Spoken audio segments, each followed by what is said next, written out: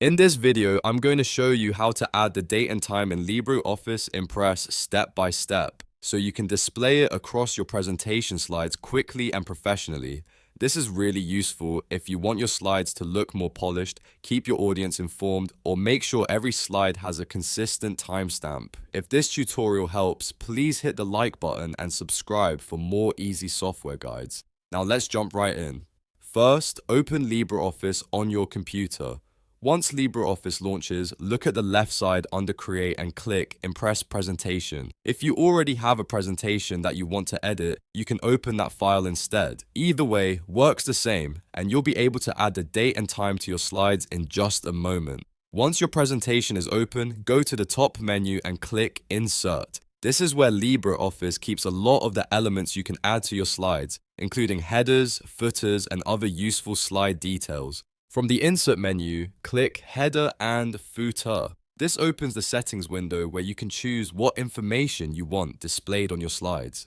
In that window, look for the date and time option and check the box next to it. After that, you'll usually have two choices. You can select a fixed date and time, which stays the same on every slide, or you can choose an automatic date and time, which updates based on the current date each time the presentation is opened or shown. If you're creating a presentation for a meeting, class, report, or event, automatic date and time is often the better choice because it stays current. If you want the presentation to reflect the exact time it was created or finalized, a fixed date and time may be more appropriate. Take a moment to choose the option that fits your needs best. Once the date and time setting is selected, click Apply to All. This is an important step because it applies the change to every slide in the presentation instead of only one slide.